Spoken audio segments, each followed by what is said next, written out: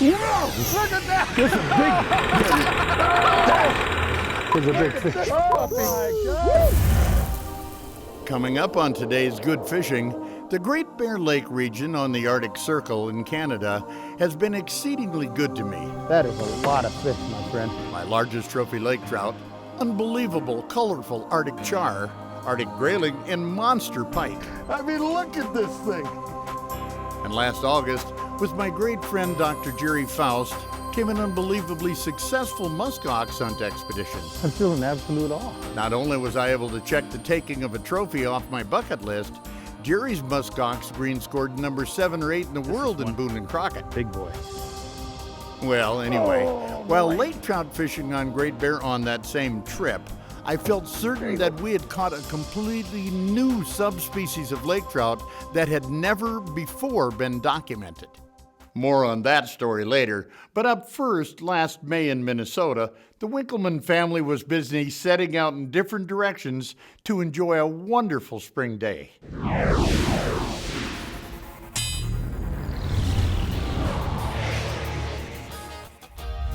Well, this will be the first time I've ever taken the entirety of F Troop fishing at the same time.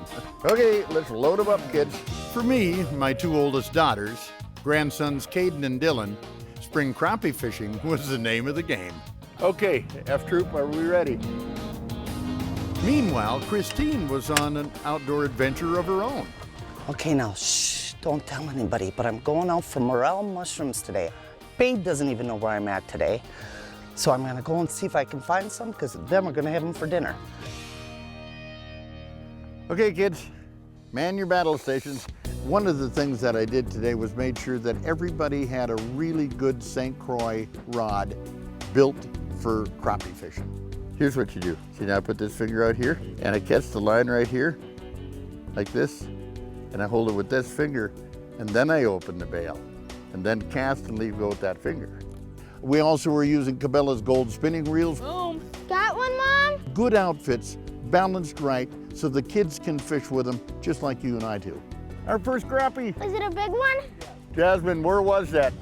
Make sure you know, because you want to get back to it. There's probably more right there. You got it, Kate? There you go. All right. Teamwork. See, when you're going through the woods, you want to kind of go slow and just keep watching both sides of where, the trail that you're walking off of. Aha! There is one right here. And you know what's really exciting about this? If you find one, you know there's going to be many others.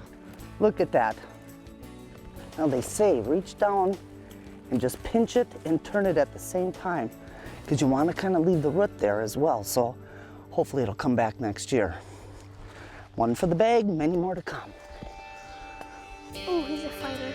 Somebody grab the net. Somebody grab the net, Mom. Oh, this is a big one. Bring him in. Mom, I caught one. Nice, kid. Bluegill. No, that's a nice bluegill. I caught a bluegill. You did? Grandpa, Let do me you want see to it. keep the bluegill too? Why not? Okay.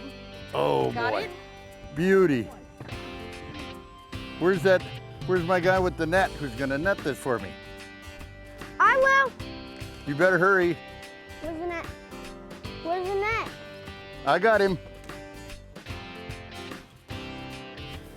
Look at this one, Dylan. You want to open that up for me? Open up the live well for him. There you go. Holy, that's Okay, huge. that's the start, kids. And look at this. There's another one. Beautiful. And look at this. We didn't even have to move. Look at this one. It's hiding right underneath the leaf. Here's another one. Look at this. This is how much I'm moving. Look at this. I'm telling you, I mean, this is prime time. When the temperature reaches around 60 degrees during the day and 40 at night and doesn't get any colder, that's when all of these start sprouting up. And you don't want to miss the time. Swing him over. You got him. Look, Dylan. Even Mom can catch one. Yeah, I got one. Look, he's got a big mouth. Oh, he's a big one. Yeah, we can keep that one. Can you put him in there? Put your thumb in. There's his another mouth. one. Oh, Grandpa's getting one again. They're starting to bite. That's a good thing, Dylan. Oh my God, this is a crappie too. You need a net? Good job. Look at that one. Open the live well. Thanks for your help, sir. Dylan, you're getting a fish. Come on, honey. Nothing like a little chaos. All right, this one is on. You Keep do reeling it. them. Ooh, that's a big one. You're gonna have to hold the pole really tight. I'm gonna get the net. Oh, that's the biggest one of the day. You did it, Dylan. More family fun engaging in two highly prized American classic outdoor traditions, plus that exciting fly-in trip to the Canadian Arctic for rare lake trout, all when we come back. Get him. Kids and grandkids crappie fishing from a boat together on a sunny spring day. If that isn't American classic angling, I don't know what Ooh, is. this one's a big one. There you go. Put him in the live well and get yourself a mini. You know what that means, though, Caden? We're gonna have a feast of crappies. Oh, one jumped way back in the reeds. I'll bet you there's some big fish back in there. Oh boy. That one, Grandpa? Oh yeah, I got him. Big one? This is what we commonly refer to as a really nice eater. Man, this is awesome. I wonder how Chris is doing on her mushroom hunt. Now this is so much fun. This is like finding crappies or getting on a honey hole that's holding up a whole bunch of walleyes. When you find a batch, don't tell anybody. Keep it your own secret. This is like a kid in a candy store. Here's another one. And look at how beautiful. And the reason why I'm putting it in a mesh bag is so that when I'm walking down the trail or through the woods, the spores come out and hopefully we'll get more. And I don't know why I'm whispering, nobody else is out here, but it's like this is a treasure. I mean, being able to come out into the woods and pick morel mushrooms and have them for a meal, when you find them, you take advantage of it. I got him. That's a huge one. You need that net. Get the net, get the net, get the net.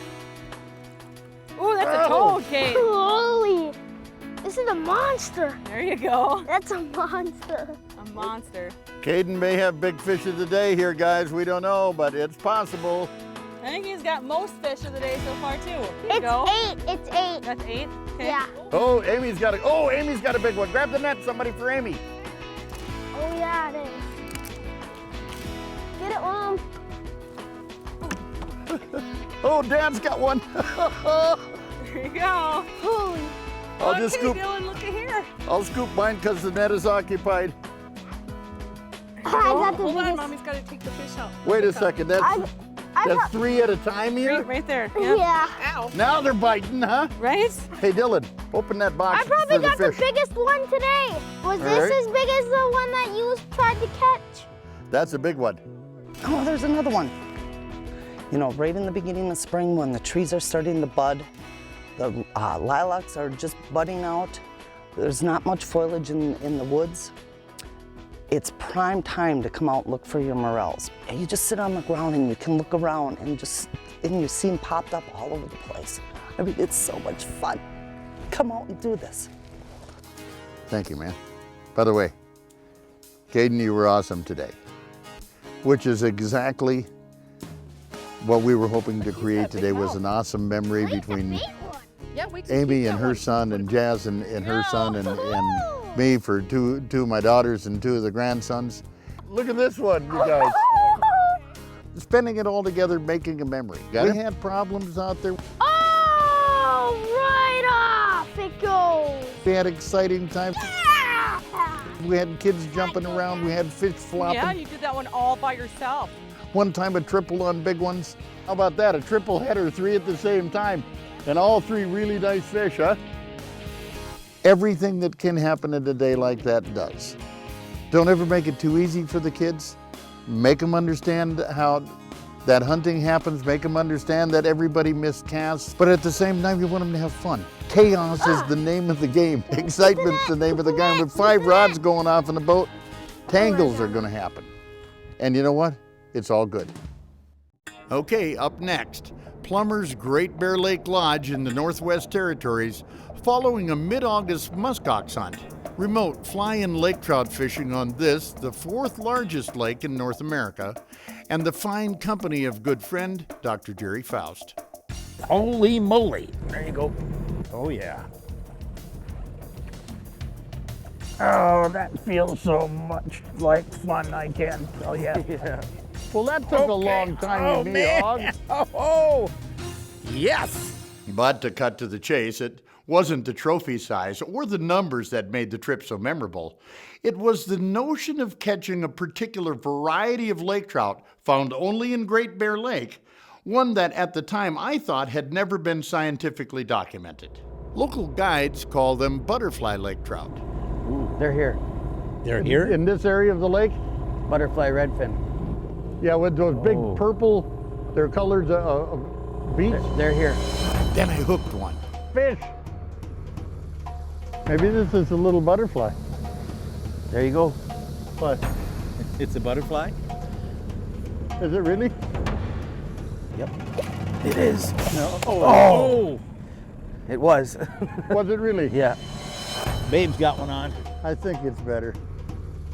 Maybe not. Yeah, there he is. Is that one of them? Yep. Oh, that's Oh! Jeez. Just out of reach. What a beauty. So we really want one of those fish. Yeah. We do want one of those. Yeah, we sure And do. that's two now. Two, yeah, right at the boat. Oh boy. Slammed it. I mean slammed it. Love that in a fish. Yeah. Yeah. You yell for net and I'll have it right there. There he is. Might be.